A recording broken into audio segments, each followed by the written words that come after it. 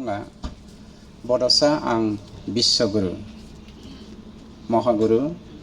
बड'सा आं बिश्वगुरु आंनि बैसोआ 7,000 बोसोर बान्दा खालामदोंमोन नों 3,000 बोसोर बाह बाह असुर दानब किरात म्लेस रायखस आरो पिकास नों सोंखारिब्लाबो आं लाजियाखै नों गादबब्लाबो आं उनफिनाखै नों सोबख'ब्लाबो आं रानज्लंलाङाखै नेनानैसो दंमोन आंबो बै गाहाम समखौ माइरं हाजोनि फैलाव जौवेनाव लुखांजानाय सोलोंसालि प्राक ज्योतिषफोराव आसि थुनाय फोरोंनाय ज्योतिषी बिद्दा बावबाय नामा लाजि गुसु जाना नों मोखां फांथे फांथे फरायनायखौ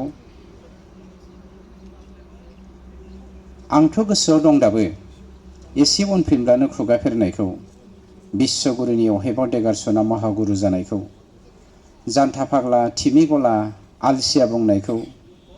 नाथायबा बुंनायसाय महागुरु सेलुट खालामनांबाय 3,000 बोसोरनि उनाव आंनि जोनोम सान 30 मार्चखौ आंनि आब्रुथिखौ नों गाखोमोरदोंमोन आसार खान्थिखौ सोलायगारदोंमोन जाजाबुरि जानानै इसिंनि अन्थाइखौ एरखुदोंमोन माइनावसालिखौ लीलानि थावनि बाहायदोंमोन आइजो माहारिखौ खायसो खालामदोंमोन खर' गंग्लायनांबाय दा दिनै मागोनि नैथि मंगलबारखौ बाथौ सान फालिनांनानै आइनि हारिमुआव हिउएनसांआबो सोमोनांहाबदोंमोन कामरुपनि भास्कर्य कलाखौ कनौजनि राजायाबो गनायदोंमोन नों बुरखाय बुरसि फिसाफोरखौ नारसिनदोंमोन सिगि सग' खालामना गुस्लायहोनो नाजादोंमोन आं जौसाय फाग्ला जाफ्लाना नोंनि जौसिन फोलेरनिफ्राय आन्द्रायना फोथांना लाखिबोदों हारिनि हारिमु दिनै नों नाजावनांबाय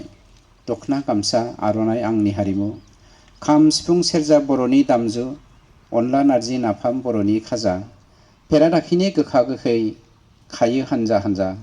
बुहुम खौराङारि मुंख'नाय उनसं आं खाबु मोनाखैमोन नोंखौ खिथेर लानो सानदोंमोनब्लाबो सुखु सुजों एरख'नो 3,000 बोसोर नेना दंमोन खर'नि दावहायाव फेजेननो बबेखानि आंनि थांखिया गोदानै फिन साजा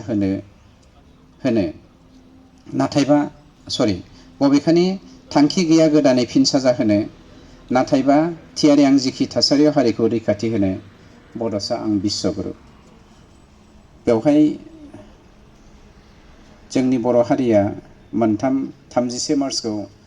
बड'फानि गेदेर सानखौ जों जे फरायसा सान गायसननो हादों जाय हारिया जोंखौ हिन हारि होननानै गेदेरफोरा सानदोंमोन बिसोरो दिनै जोंनि गेदेमा बड'फानि जोनोम सानखौ जे फरायसा सान हिसाबै लेखा रोङै मोनसे हारिखौ सेलुट खालामनो गोनां जादों आरो जोंनि जा हारिमु बे हारिमुखौ गनायनानै लानो गोनां जादों आरो जोंनि जा बाथौ धोरोम जाय धोरोमखौ बिसोरो हिन खालामनानै बाथौ धोरोमजोंनो लोब्बा लानानै शिबलंगखौ ब्राह्मणफोरा जेरै सृष्टि खालामनानै जोंनि बाथौ धोरोमखौ जानगाराव लाखिनो नागिरदोंमोन बेफोर गासिबावबो फेजेनजानायनि बाथ्राखौ लानानै दिनैनि खन्थाइखौ सुजुनाय जादोंमोन। Thank you.